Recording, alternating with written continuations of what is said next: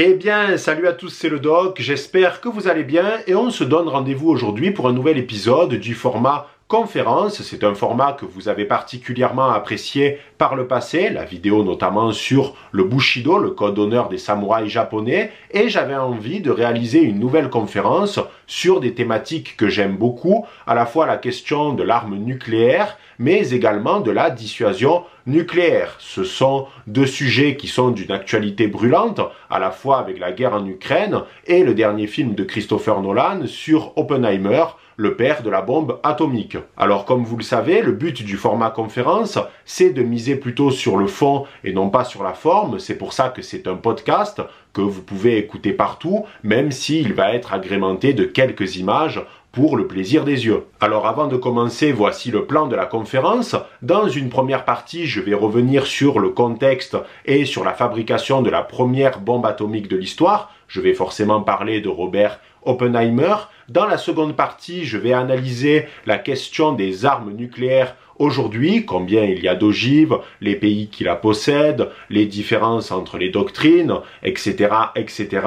Et enfin, dans l'ultime partie, je vais revenir sur Robert Oppenheimer et me poser deux questions. Est-ce que ses regrets étaient sincères? Et surtout, est-ce qu'on doit lui en vouloir? Voilà les barons, je ne vais pas vous emmerder plus longtemps, je vais vous laisser avec la conférence et on se retrouve dans quelques semaines pour un nouvel épisode des Aventures du Doc, cette fois-ci à New York. Bon visionnage.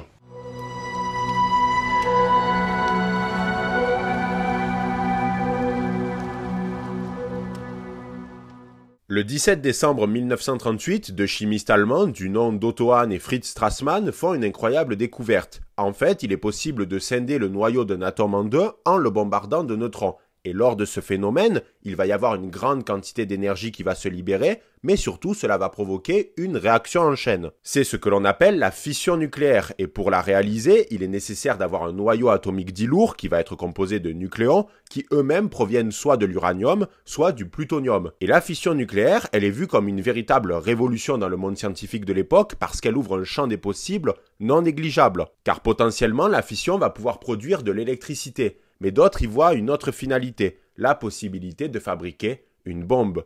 Et le contexte historique va être particulièrement bénéfique pour la fabrication d'un tel dispositif, puisque le 1er septembre 1939, l'Allemagne envahit la Pologne. C'est officiellement le début de la Seconde Guerre mondiale. Et les Allemands, ils sont pas complètement stupides. Ils savent très bien que grâce à la fission, ils peuvent potentiellement fabriquer une arme d'un nouveau genre qui va être particulièrement dévastatrice. C'est pour cette raison que dès avril 1939, les Allemands se lancent dans leur premier programme nucléaire. C'est le projet Uranium. C'est le physicien allemand Kurt Diebern qui va avoir pour mission de mener à bien ce programme et il va recruter un autre physicien, Werner Heisenberg. Le programme est divisé alors en deux branches. Une branche civile qui a pour objectif la création d'un réacteur nucléaire en vue de produire de l'électricité et une branche militaire qui souhaite la réalisation d'une bombe atomique.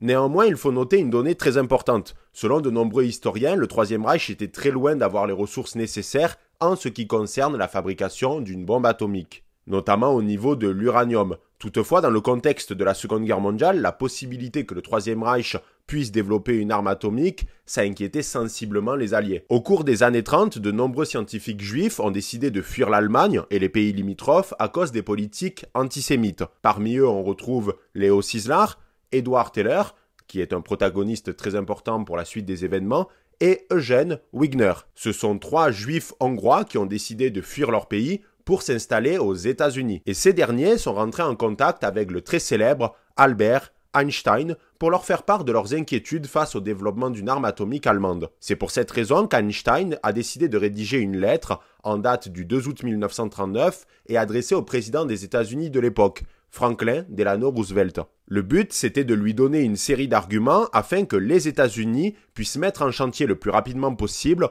un projet visant à fabriquer une bombe atomique avant les Allemands. Et Roosevelt, il va être sensible à cette lettre parce que ça va être le début officiellement du projet Manhattan. Mais il faut un homme, et il faut un homme assez brillant pour être à la tête d'un projet à la fois top secret et totalement inédit. Et cet homme, c'est Robert Oppenheimer.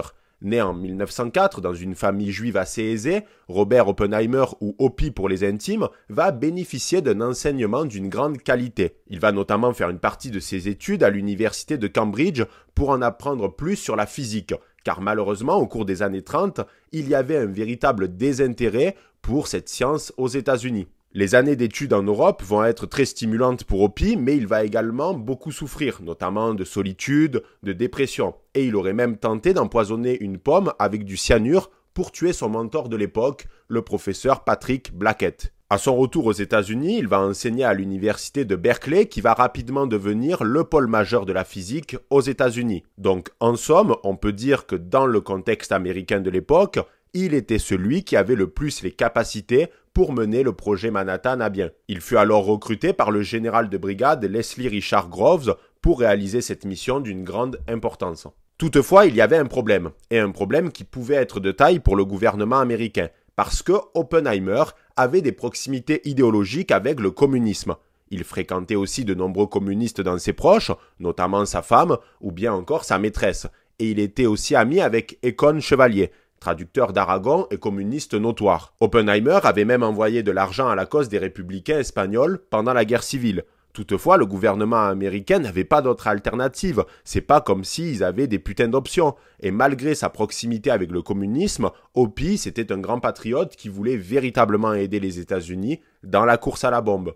Et surtout, il voulait empêcher le Troisième Reich de l'obtenir avant eux. Le projet Manhattan a pris place à Los Alamos, au Nouveau-Mexique, dans un désert totalement paumé, et il a duré de 1939 à 1946. En tout, il a employé plus de 130 000 personnes, et pour la petite anecdote, certains fonctionnaires américains ne savaient même pas qu'ils étaient en train de travailler pour le projet tant il était secret. Ça, c'était une volonté du général Groves, parce qu'il avait une inquiétude, la possibilité qu'il y ait à Los Alamos des espions qui travaillent soit pour l'Allemagne, soit pour l'Union soviétique. Donc c'est pour ça qu'il voulait tout cloisonné, et même Oppenheimer a galéré à avoir ses habilitations de sécurité du fait de ses proximités avec le communisme. Alors en tout, le projet a coûté 2 milliards de dollars, cependant si on prend en compte l'inflation, il coûterait aujourd'hui la somme astronomique de 32 putains de milliards de dollars. Et de nombreux physiciens de toutes les nationalités ont participé au projet, des Canadiens, des Britanniques, des Allemands ou même des Hongrois. Après des années de travail, le 16 juillet 1945 prend place l'essai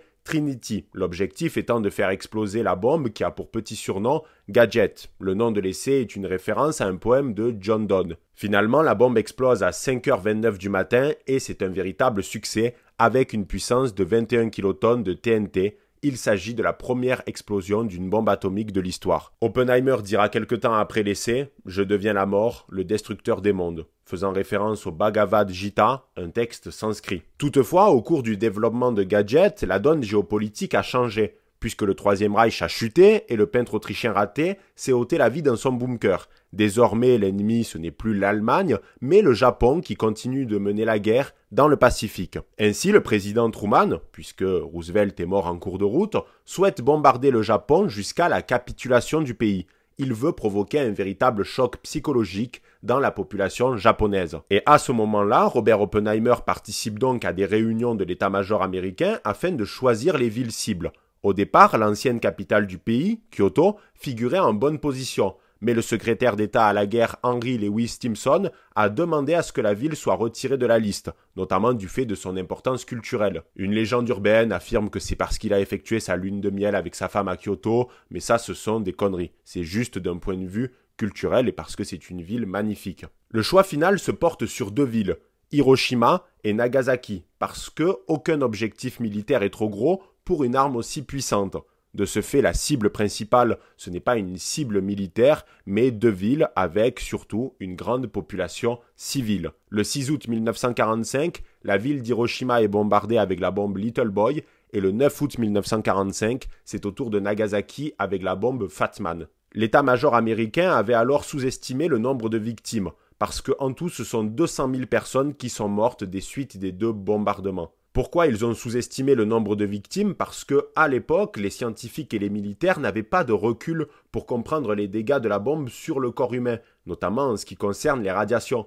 et il est possible de voir des images d'archives dans certaines scènes du film Hiroshima mon amour. Il ne faut pas oublier également que pendant des années, pendant plusieurs décennies après les bombardements, il y a eu le développement de nombreuses maladies et autres cancers. Bien entendu, du fait de la puissance de cette nouvelle arme, le Japon a capitulé le 2 septembre 1945. Et le président Truman préparait déjà un troisième bombardement, c'est-à-dire qu'il avait véritablement la volonté de bombarder le pays jusqu'à la capitulation complète, quitte à le détruire totalement. Il y a aujourd'hui de nombreux débats pour savoir si les bombardements d'Hiroshima et de Nagasaki étaient légitimes ou non. Il faut mettre les pieds dans le plat. En réalité, les Américains voulaient clairement montrer au reste du monde leur nouveau joujou et surtout envoyer un avertissement aux Soviétiques qui étaient certes des alliés à ce moment-là de l'histoire, mais qui n'allaient pas encore le rester bien longtemps. Et pour certains historiens, le Japon était prêt à capituler, notamment suite à la rupture du pacte de neutralité entre l'URSS et le Japon avec le début de l'invasion de la Mandchourie. Mais toutefois, il est difficile de véritablement savoir si les Japonais auraient capitulé rapidement, car la mentalité japonaise est jusqu'au boutiste et très attachée à l'honneur. En somme, les Américains avaient deux objectifs clairs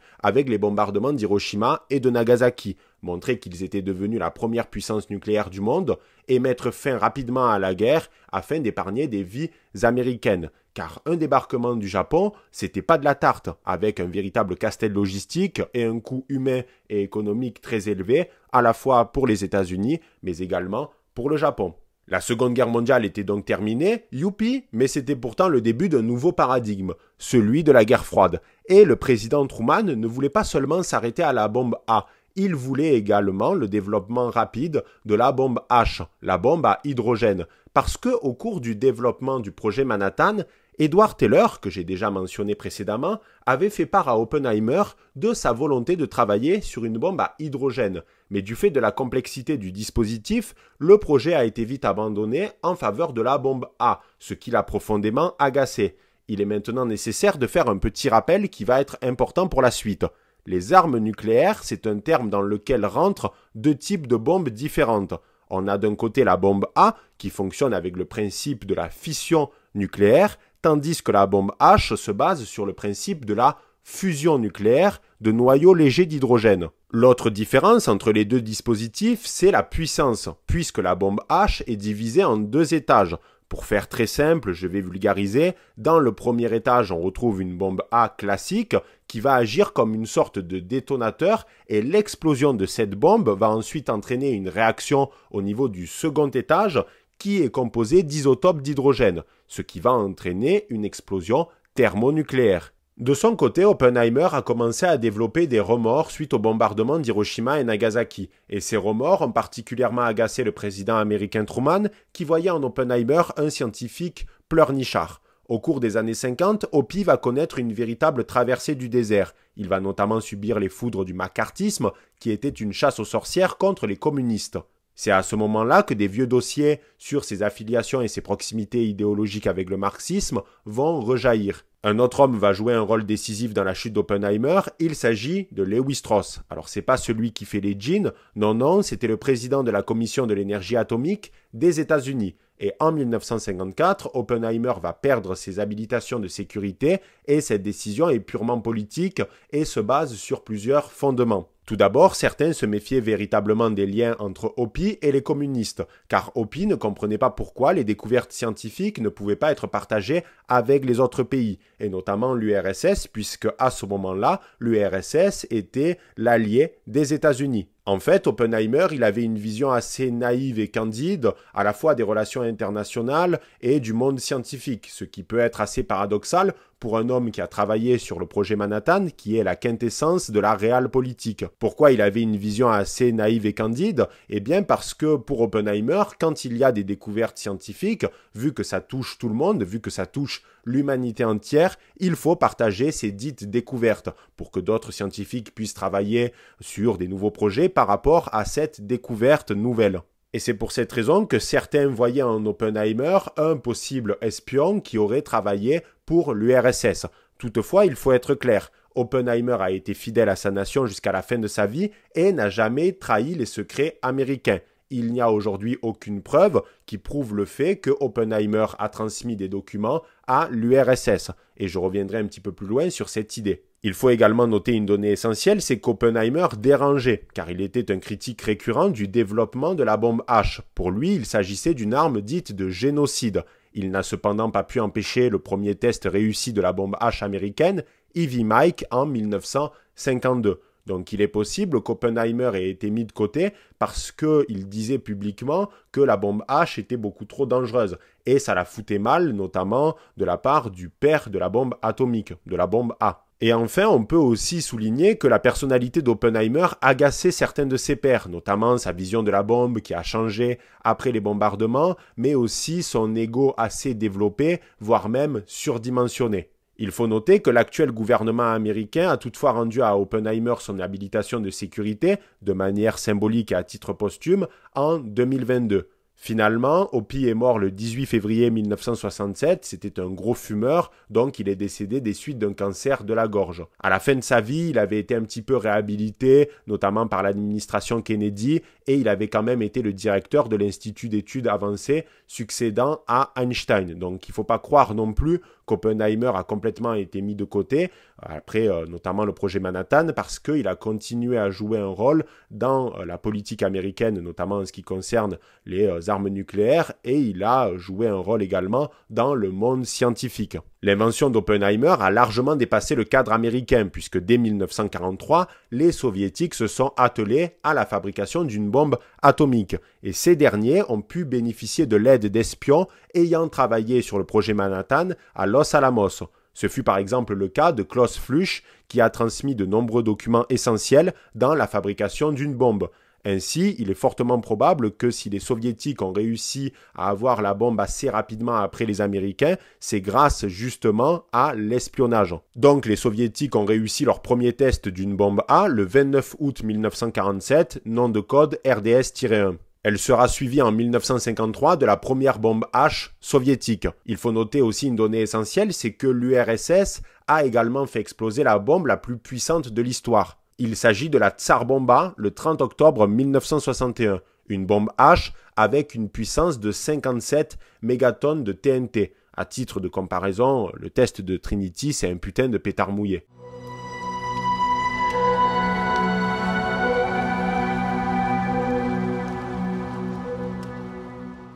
Il convient désormais d'analyser la question des armes nucléaires dans un contexte plus contemporain. Qu'en est-il aujourd'hui? À ce jour, il y aurait 16 000 ogives réparties entre 9 pays qui sont des puissances nucléaires. Les États-Unis, la Russie, le Royaume-Uni, la Chine, l'Inde, le Pakistan, la Corée du Nord, Israël, même s'il n'y a jamais eu d'essai officiel, mais je reviendrai un petit peu plus loin dans la vidéo sur ce cas particulier, et enfin la France. Notre pays, la France, dispose de l'arme nucléaire depuis février 1960, avec l'essai réussi de la bombe A, Gerboise bleue, en Algérie française. Nous disposons également de la bombe H, avec l'essai de Canopus en 1968. C'était un souhait très cher du général de Gaulle que la France devienne une puissance nucléaire, car c'était pour lui essentiel afin que la France puisse gagner en indépendance sur la scène internationale. La France comme troisième voie, non alignée sur les intérêts de l'URSS et non alignée sur les intérêts atlantistes. Et pour cela, il fallait obligatoirement se doter d'un arsenal nucléaire. En somme, c'est la théorie du général français Pierre-Marie Gallois, le pouvoir égalisateur de l'atome. C'est-à-dire que lorsqu'un petit pays arrive à se doter de l'arme nucléaire, il va de suite rentrer dans un club fermé des puissances nucléaires. Ainsi, il n'a pas besoin de posséder des milliers et des milliers d'ogives. Une seule est suffisante pour porter un coup terrible à l'ennemi. Par conséquent, il y a une sorte d'égalité qui va se former entre les pays qui possèdent des armes nucléaires. Même si cette égalité n'existe pas dans les faits, parce qu'il y a des inégalités économiques, militaires, etc., eh bien, il y a une égalité qui est créée par ce pouvoir égalisateur de l'atome. Aujourd'hui, la France possède 300 armes nucléaires et le maximum a été atteint au cours des années 90 avec 540 armes, même s'il faut toujours prendre ces chiffres avec des pincettes parce que ça reste du secret défense et il est possible qu'on en ait eu plus ou moins, ça dépend, on n'a pas accès à toutes les informations, c'est normal. Alors aujourd'hui, ces armes, elles sont réparties entre des missiles balistiques M51 fabriqués par le groupe Ariane et un seul de ces missiles peut contenir 10 têtes nucléaires, et un missile de ce type représente 1000 fois la puissance d'Hiroshima. Et une autre partie de notre arsenal s'équipe via des missiles air-sol moyenne portée améliorés, qui peuvent être par exemple équipés sur des Rafales. Comme je l'ai dit précédemment, il y a aujourd'hui 16 000 armes nucléaires. C'est un nombre qui paraît très important, mais qui reste bien dérisoire par rapport au record qui a été atteint durant la guerre froide avec 70 000 armes nucléaires, principalement détenues par l'URSS et les États-Unis dans une logique de course à l'armement pendant la guerre froide. Cependant, le nombre d'armes nucléaires a progressivement diminué avec la signature de traités de non-prolifération et de désarmement qui ont été signés pour la plupart à partir de la détente et jusqu'aux années 90. Mais alors, il convient de se poser une question légitime. C'est bien beau de posséder des ogives puissantes, mais quand est-ce qu'un État est capable d'avoir recours au feu nucléaire ? La réponse diffère en fonction des États parce qu'il s'agit de la doctrine de dissuasion nucléaire et chaque État dispose de sa propre doctrine. Pour ce qui est de la France, la doctrine a évolué au cours de son histoire. Par exemple, sous Mitterrand, l'arme nucléaire pouvait être utilisée si les intérêts vitaux de la France étaient menacés. La définition reste floue car elle reste à l'appréciation du président de la République. C'est lui qui décide d'utiliser l'arsenal nucléaire ou non. C'est lui qui a le dernier mot, et lui seul. Il n'y a pas de vote au Parlement ou ce genre de conneries. Non, c'est le président qui décide d'utiliser le feu nucléaire ou non. Sous Sarkozy, la doctrine s'est basée sur un usage exclusif en cas de légitime défense extrême, tandis qu'Emmanuel Macron parle plutôt des intérêts fondamentaux de la France et de l'Europe. Alors au-delà des déclarations des présidents de la République, la dissuasion nucléaire française se fonde sur le fait que l'arme nucléaire n'est pas une arme d'emploi qui peut être utilisée pour un rien. Ainsi, l'usage potentiel de l'arme nucléaire française serait strictement défensif. Il y a 3 piliers dans la dissuasion française. La permanence, c'est-à-dire que la dissuasion, elle est là tout le temps, en temps de paix comme en temps de guerre. La suffisance, pas besoin d'avoir un arsenal composé de milliers d'ogives. Et enfin, la souplesse, c'est-à-dire que la doctrine peut évoluer en fonction de l'adversaire, des menaces et des objectifs de l'ennemi. Donc en fait, la dissuasion française, elle est assez pragmatique et réaliste. Alors bien sûr, il faut aussi se rendre compte d'une chose de manière pragmatique, c'est que si demain matin Emmanuel Macron se lève et qu'il décide d'aller frapper les États-Unis, même si il peut le faire théoriquement parce qu'il a le pouvoir, il sera empêché par les individus autour de lui parce que nous ne sommes pas en conflit avec par exemple les États-Unis. Donc c'est une agression qui est totalement gratuite. Donc oui, le président a une marge de manœuvre très importante en ce qui concerne l'usage du feu nucléaire, mais ça ne peut pas non plus être fait comme ça, parce qu'il y a tout un tas de protagonistes qui vont rentrer en jeu. Parce que quand le président décide d'utiliser une arme nucléaire, il va réunir tout le monde dans la salle Jupiter, c'est le PC nucléaire de l'Élysée. Il va y avoir le Premier ministre, le ministre de la Défense et un certain nombre de personnalités militaires. Et toutes ces personnes vont jouer un rôle en faisant des observations, en donnant des conseils, en donnant des arguments au président de la République française. Mais comme je l'ai dit précédemment, dans la doctrine de dissuasion française, il y a cette notion de souplesse. C'est-à-dire que tout dépend aussi de la menace. Quel est l'ennemi en face? Est-ce qu'il dispose de l'arme nucléaire? Quels sont les objectifs de l'ennemi? Etc., etc. Et en fonction de tous ces paramètres, il y aura une décision qui va être prise. Donc, il ne faut pas du tout imaginer que c'est quelque chose qui est figé. Ça dépend de tout un tas de configurations. Et jusqu'à aujourd'hui, la France ne s'est jamais retrouvée dans une telle situation. Donc, c'est bien beau de parler d'un protocole, mais tout dépend en réalité de ce qu'il va y avoir en face et de la menace qui plane sur la France. Mais alors, quelle est la doctrine des autres pays? Pour ce qui est des États-Unis, la doctrine se base sur l'héritage de la guerre froide. C'est la doctrine dite McNamara, qui a été théorisé par le ministre de la Défense de l'administration Kennedy, Robert McNamara, qui a été un acteur majeur de la crise des missiles de Cuba. La doctrine est assez simple. Il s'agit de la réponse graduée. Et la doctrine McNamara a remplacé la doctrine Dulles, qui visait à réaliser des représailles massives en cas d'attaque. L'avantage de la doctrine McNamara, c'est qu'elle est plus crédible sur le papier et donc plus réaliste que la représaille massive. Parce qu'il est important de comprendre que la doctrine de dissuasion nucléaire est en somme une composante de la guerre psychologique. Le but étant de faire comprendre à l'ennemi notre détermination et surtout notre réalisme. Prenons un exemple assez simple. Si la doctrine Dulles de représailles massives était mise en place, cela signifie par exemple que si l'URSS avait décidé d'envahir Berlin-Ouest, il y aurait eu des représailles massives par l'envoi d'ogives nucléaires directement en URSS. C'est une situation totalement disproportionnée au regard des bénéfices. De plus, si la doctrine Dulles était mise en place et que l'URSS attaque quand même Berlin-Ouest et que les États-Unis ne répliquent pas massivement, les Soviétiques comprendront donc qu'il s'agit d'un bluff, ce qui est contre-productif. Avec la doctrine McNamara, le but est de rendre coup pour coup sans être dans l'excès, et que l'ennemi, donc les Soviétiques, comprennent la détermination des Américains et qu'ils ont une vision réaliste de l'usage de l'arme nucléaire. Il convient de se questionner également sur la situation de deux pays, Israël et la Corée du Nord. Comme mentionné précédemment, Israël n'a jamais affirmé publiquement avoir réalisé de tests d'une arme nucléaire. Mais dans le monde des relations internationales et de la géopolitique, c'est un secret de polichinelle.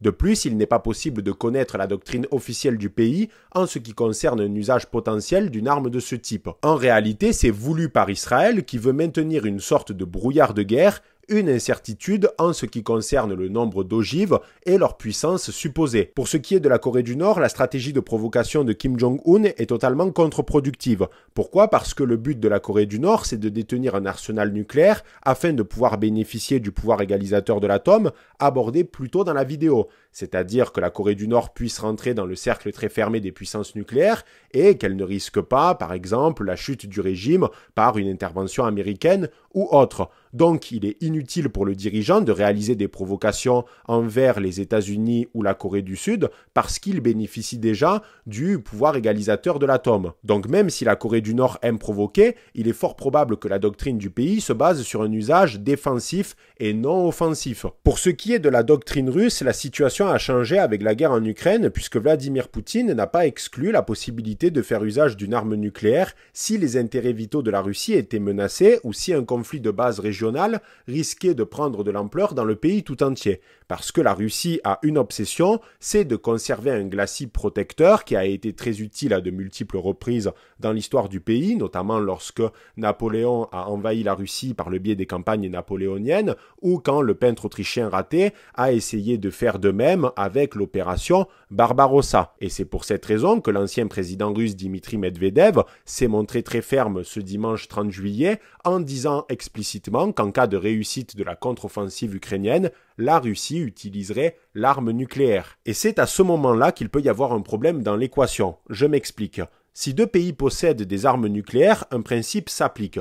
C'est celui de l'équilibre de la terreur. C'est-à-dire qu'un État qui souhaite faire usage de l'arme nucléaire risque des représailles qui peuvent être graduées ou massives. Si vous décidez d'envoyer une ogive sur un autre pays, une ogive nucléaire, ce dernier va vous la rendre. Au moins une minimum et plusieurs s'il a envie. Mais dans toutes les configurations, il y aura des dégâts très importants qui seront au minimum à la hauteur des dégâts infligés. Donc l'intérêt est nul et il est nécessaire justement de conserver ce dit équilibre. Mais ce dit équilibre existe seulement si les deux pays sont des puissances nucléaires. Et ce dernier peut être rompu dans le cas où un pays qui possède l'arme nucléaire attaque un pays qui ne dispose pas d'un tel arsenal. En somme, c'est exactement la situation de la guerre en Ukraine. La Russie est une puissance nucléaire, ce qui n'est pas le cas de l'Ukraine. Surtout que la Russie peut éventuellement utiliser des armes nucléaires tactiques, c'est-à-dire des bombes A ou H moins puissantes que la norme, qui peuvent être utilisées sur le front. Ce sont des dispositifs pré-stratégiques avec des dégâts plus limités, mais qui restent quand même très dévastateurs. De plus, au cours de l'histoire, les États-Unis ont déjà hésité à utiliser des armes nucléaires de ce type dans d'autres conflits.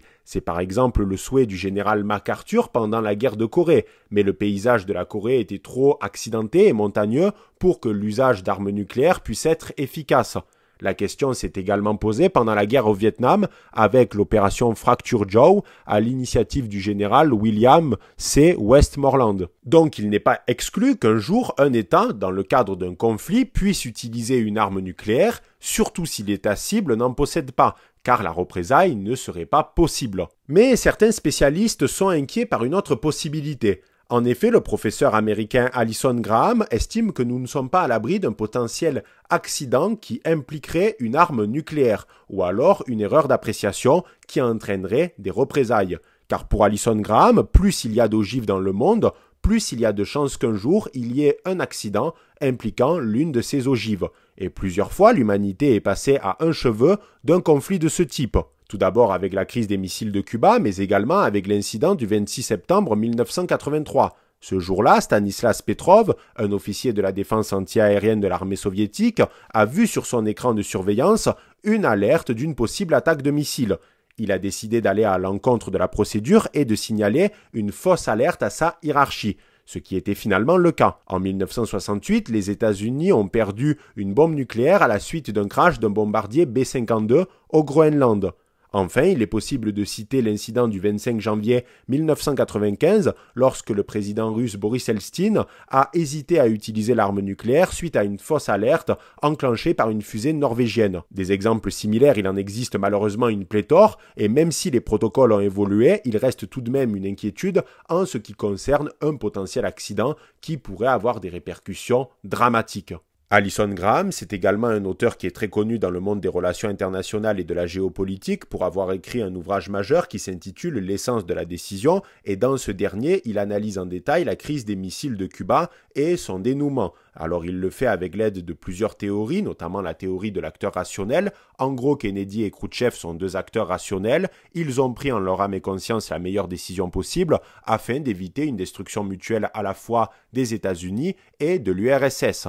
Mais Alison Graham, il penche plutôt pour la théorie de la politique gouvernementale, c'est-à-dire que même si à la fin c'est Kennedy et Khrouchtchev qui prennent la décision, cette dernière va être modelée par tous les acteurs qui gravitent autour d'eux. Par exemple, pour Kennedy, c'était la CIA, Robert McNamara, le chef d'état-major des armées, et également son frère Robert Kennedy. Donc ça veut dire que même si le président est celui qui décide éventuellement d'utiliser le feu nucléaire, il va être influencé par toutes les personnes autour de lui. Il faut également souligner une chose très importante, c'est que, comme l'explique Alison Graham, même en cas de destruction mutuelle des deux pays, les représailles sont possibles avec l'usage des sous-marins nucléaires, puisque les sous-marins peuvent être partout et lancer des ogives à tout moment, et surtout disparaître très rapidement.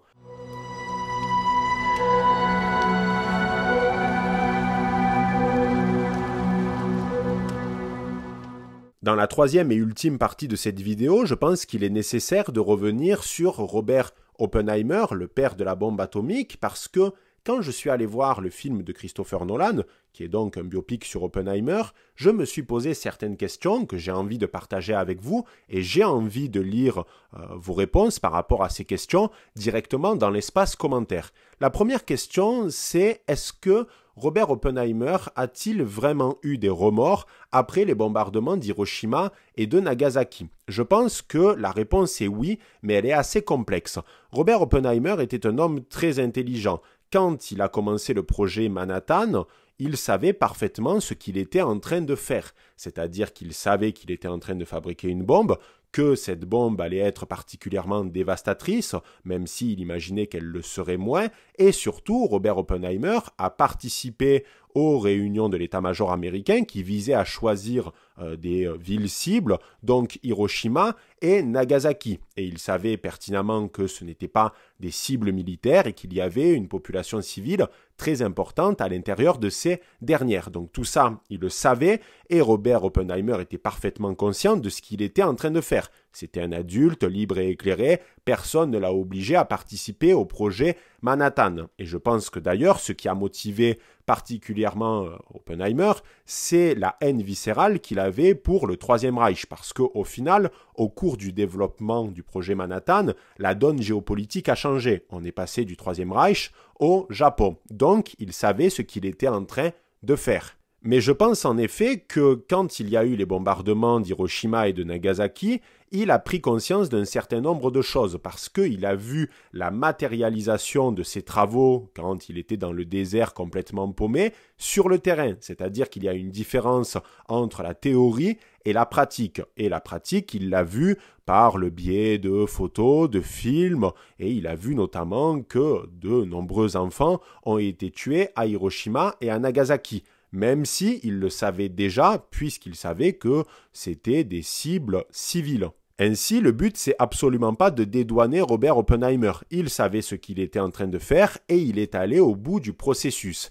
Par contre, il est vrai qu'à partir des bombardements d'Hiroshima et de Nagasaki, il a en quelque sorte changé son fusil d'épaule, parce qu'il y avait l'euphorie de la fin de la guerre, tout le monde était content parce que grâce à l'invention de Robert Oppenheimer, la guerre était finie, de nombreux GI américains n'allaient pas aller faire un débarquement au Japon, donc il y a eu cette euphorie de la victoire, et une fois que cette euphorie s'est estompée, eh bien, je pense qu'il a pris conscience. Et d'ailleurs, on peut voir qu'à partir de la fin de sa vie, il a beaucoup milité, notamment en ce qui concerne le développement de la bombe H, parce qu'il trouvait que la bombe H était beaucoup trop destructrice, que c'était une arme de génocide, comme je l'ai dit précédemment. Donc oui, Robert Oppenheimer a eu des regrets qui devaient être sincères, mais il n'en demeure pas moins qu'il avait du sang sur les mains. Après se pose la question de la responsabilité. Qui au final était responsable des 200 000 morts ? Est-ce que c'est Robert Oppenheimer, qui est le père de la bombe atomique ? Est-ce que ce sont plutôt les pilotes des bombardiers qui ont largué les deux bombes, Fat Man et Little Boy ? Ou est-ce que c'est Truman, qui était le président des États-Unis et qui a donc pris la décision finale ?